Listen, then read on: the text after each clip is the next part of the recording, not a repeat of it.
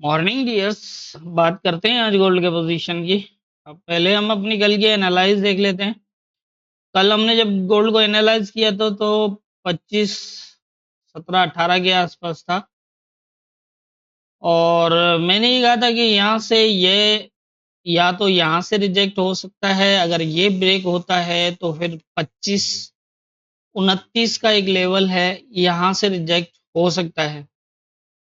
और अगर इसको ब्रेक कर देता है तो फिर जो है वो 25-35 तक जा सकता है।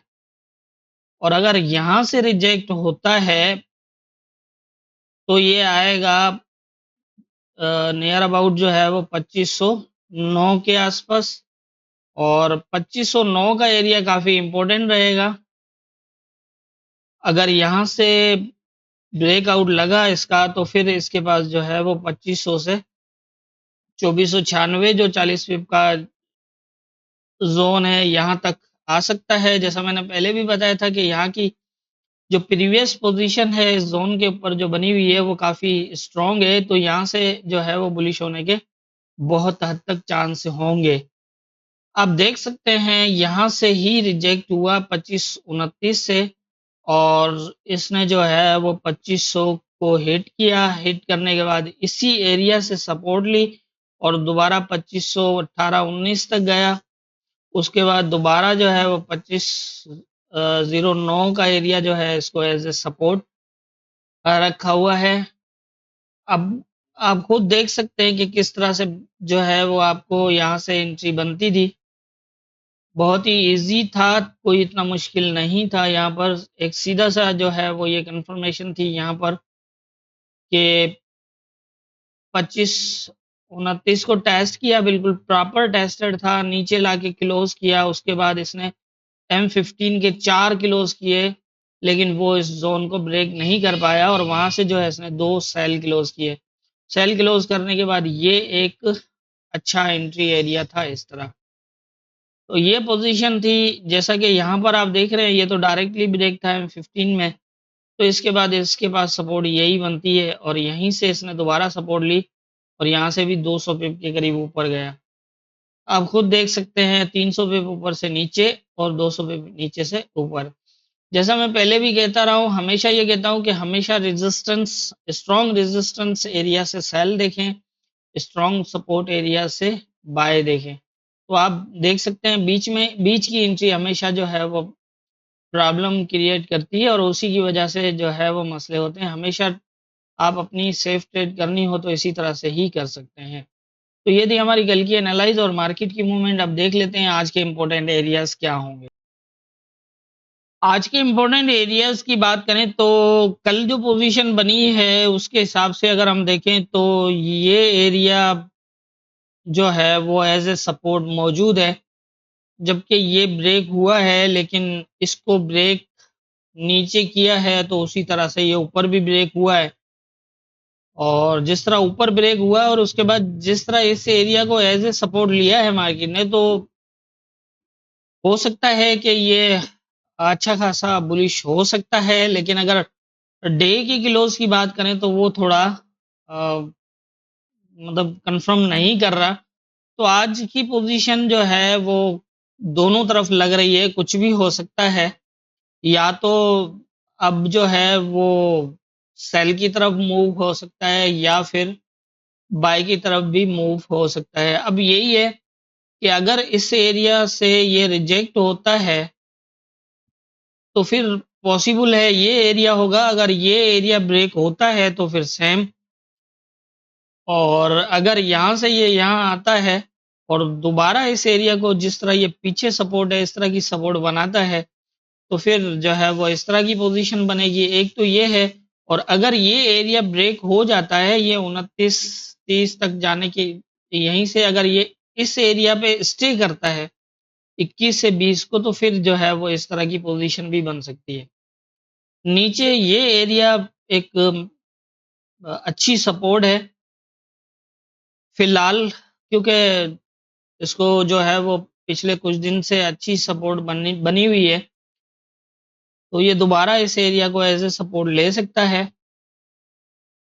और ऊपर जो है वो लेवल्स मैंने तो कोई चेंज नहीं किए हैं, ये एक 20-21 वाला जो है वो लेवल चेंज किया है, क्योंकि ये इस जो है वो ये अच्छी यहाँ पर पोजीशन बता सकता है, कंफर्मेशन दे सकता है कि क्या मजीद अब मार्केट एक नए हाई की तरफ जा सकती है या फिर यहाँ से जो है वो दोबारा जो है वो नीचे की तरफ मूव कर सकती है। तो फिलहाल जो पोजीशन है वो कुछ इस तरह ही नज़र आ रही है, जैसा मैंने बताया कि 20-21 काफ़ी इम्पोर्टेंट रहेगा, 19-20 के आसपास। अगर तो ये इस एरिया को ब्रेक ना कर पाया और यहाँ से ये रिजेक्ट हुआ, तो फिर सेम है, ये ऑलरेडी ब्रेक है, इसलिए यहाँ पर जो है वो दोबारा स्टे करके इस तरह मूवमेंट बन सकती है ऊपर की तरफ। और अगर ये इस एरिया को ब्रेक कर देता है यहाँ से, तो और ब्रेक इस एरिया को ब्रेक करने का सिर्फ मकसद नहीं होगा, बल्कि यहाँ तक 29 को भी ब्रेक करे ये, कुछ ऊपर जाके दोबारा ये आएगा यहाँ तक, ये एरिया फिर इसका एज ए सपोर्ट रहेगा इस तरह, इसको भी ब्रेक कर सकता है और एक ऊपर भी जा सकता है। इस तरह की पोजीशन बन सकती है। और नीचे मैंने जैसे बताया कि अगर इस एरिया को 7 को ब्रेक कर देता है और 7 के नीचे कोई क्लोज लगाता है, तो फिर ये एरिया है, यहाँ से ये दोबारा सपोर्ट भी बना सकता है। और ये है कि बार-बार 29 से रिजेक्ट होने की वजह से, क्योंकि ये कल यहीं से रिजेक्ट हुआ है और अगर आज भी यहीं कहीं से रिजेक्ट हुआ, तो फिर ये भी हो सकता है कि ये एरिया भी ब्रेक हो जाए। लेकिन जिस तरह ये यहाँ पर पोजीशन बन रही है, वो एक अच्छी पोजीशन शो कर भी रहा है। तो ये है कि आप लेवल टू लेवल देखिएगा, जिस तरह कल की पोजीशन थी आपके सामने थी, इसी तरह से आप ट्रेंड की तरफ ज़्यादा मतलब वो ना देखें।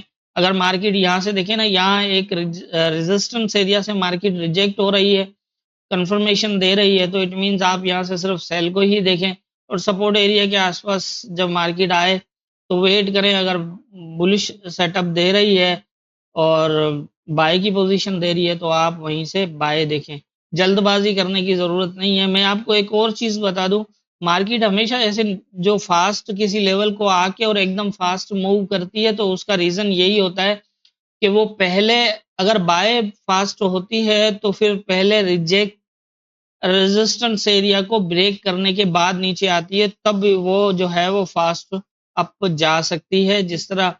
और अगर रेजिस्टेंस एरिया से रिजेक्ट होती है, तो वो एक फास्ट नीचे जा सकती है। अब यहाँ पर जैसा यही था कि मेजर सपोर्ट जो वैसे है वो 2509 से 7 है, ठीक है। तो ये ब्रेक था पहले ही, तो इसलिए ये जब यहाँ से रिजेक्ट हुआ तो ये सीधा इसी लेवल पे आ गया 2500 पे। तो ऐसा होता है कि ये नहीं होता कि मार्केट सीधी आएगी और सीधी ऊपर चली जाएगी या फिर ऊपर सीधी जाके नीचे चली जाएगी। ऐसा तब होता है जब प्रीवियस पोजीशन देखनी होती है कि अगर सपोर्ट ब्रेक मार्केट जा रही है तो रेजिस्टेंस एरिया से फास्ट नीचे गिर सकती है, और अगर प्रॉपर सपोर्ट पे मार्केट है तो रेजिस्टेंस एरिया पे सेटअप बनाए बिना नहीं गिरेगी, जिस तरह ये आपने देखा। तो इस तरह ही मार्केट मूव करती है। तो थोड़ा सा वेट करें, वहां पर पोजीशन देखें और उसके बाद अपनी एंट्री ले सकते हैं। एसएल के लिए जो है वो कोई इतना मुश्किल नहीं है। ये मैंने एक वीडियो भी बनाई हुई है कि हमारे इन लेवल्स के बेस पे जो है वो आप एंट्री कैसे लेंगे। तो मेरा ख्याल है कि कोई इतना मुश्किल नहीं है। तो मेरे ख्याल से आज की जो पोजीशन है, जिस तरह मेरी समझ है उसके हिसाब से मुझे यही लग रहा है। बाकी होना क्या है ये तो ऊपर वाला बेहतर जानता है। दुआओं में याद रखिएगा।